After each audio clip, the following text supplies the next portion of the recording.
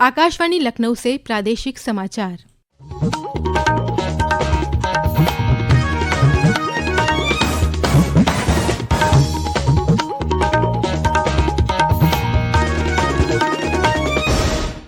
मुख्य समाचार।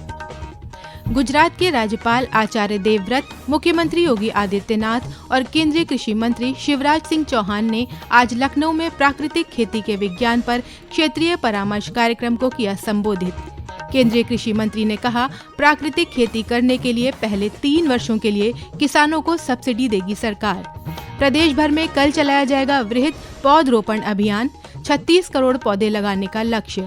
मुख्यमंत्री लखनऊ में पौधरोपण करके अभियान का करेंगे शुभारंभ। और प्रदेश सरकार ने कांवड़ यात्रा मार्ग पर खाने पीने की दुकानों पर नेम प्लेट लगाना किया अनिवार्य।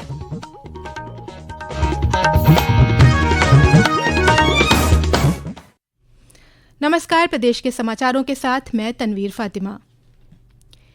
केंद्रीय कृषि एवं किसान कल्याण मंत्री शिवराज सिंह चौहान ने कहा कि खेती में रासायनिक खाद का इस्तेमाल किए बिना भी उत्पादन बढ़ाया जा सकता है। लखनऊ में प्राकृतिक खेती के विज्ञान पर क्षेत्रीय परामर्श कार्यक्रम को संबोधित करते हुए श्री चौहान ने कहा कि केंद्र सरकार प्राकृतिक खेती के लिए अखिल भारतीय स्तर पर जागरूकता अभियान शुरू करेगी।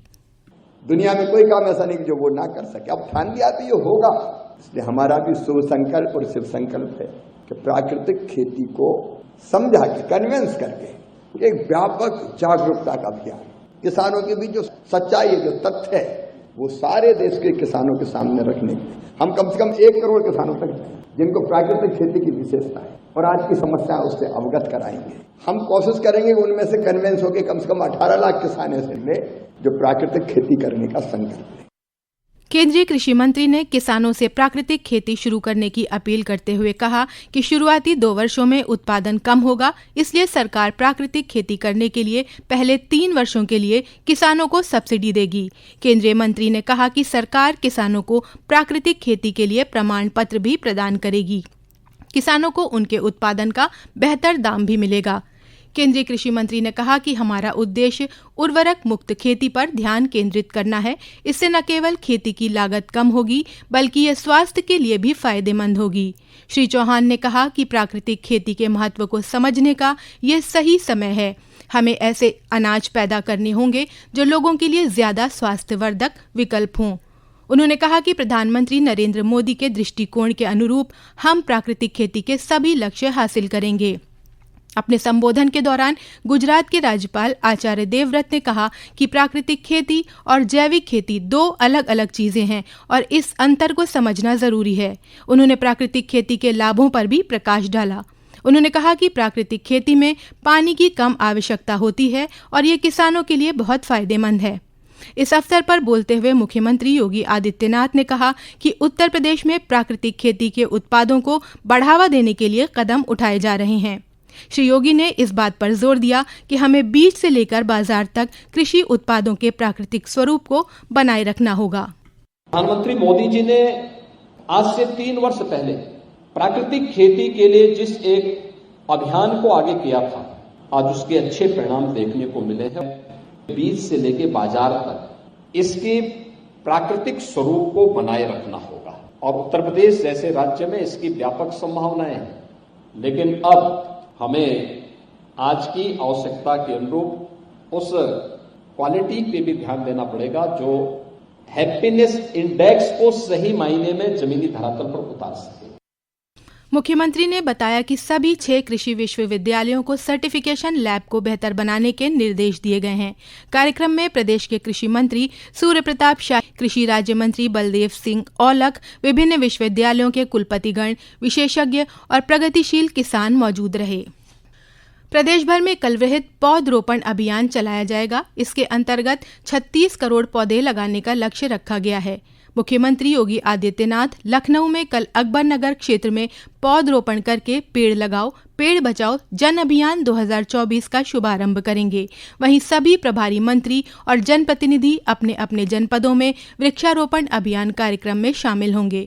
इस अभियान में आमजन के साथ साथ सभी सरकारी कार्यालयों, विद्यालयों और अन्य संस्थाओं से जुड़े लोग भी शामिल होंगे। पौधरोपण अभियान के तहत सभी 18 मंडलों में 36 करोड़ पौधे लगाने का लक्ष्य निर्धारित किया गया है। लखनऊ मंडल में सबसे अधिक 4 करोड़ से अधिक पौधे लगाए जाएंगे।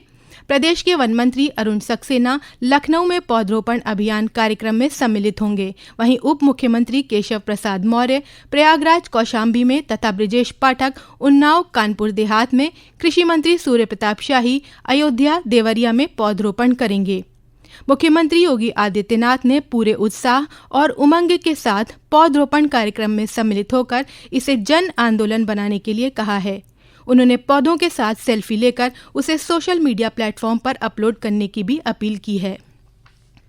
केंद्रीय अन्वेषण ब्यूरो सीबीआई ने नीट यूजी पेपर लीक मामले में एक छात्रा को गिरफ्तार किया है। Ranchi institute of medical sciences की 2023 बैच की एमबीबीएस छात्रा सुरभि कुमारी को गहन पूछताछ के बाद गिरफ्तार कर लिया गया। झारखंड के रामगढ़ जिले की मूल निवासी सुरभि कुमारी ने कथित तौर पर पेपर लीक मामले के दोषियों के लिए नीट परीक्षा के प्रश्न पत्र हल किए थे। ये समाचार आप आकाशवाणी लखनऊ से सुन रहे हैं और अब वक्त है एक ब्रेक का।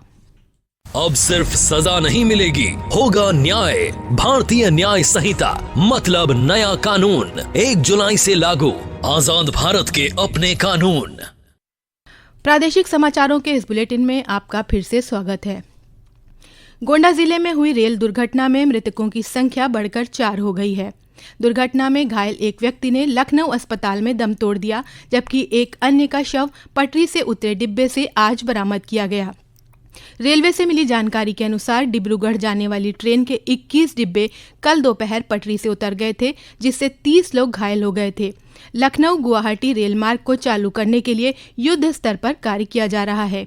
इस बीच इस मार्ग से गुजरने वाली ट्रेनों को दूसरे मार्गों से भेजा जा रहा है। मुख्यमंत्री योगी आदित्यनाथ ने कांवड़ यात्रा मार्ग पर पड़ने वाली खाने पीने की दुकानों पर नेम प्लेट लगाना अनिवार्य कर दिया है।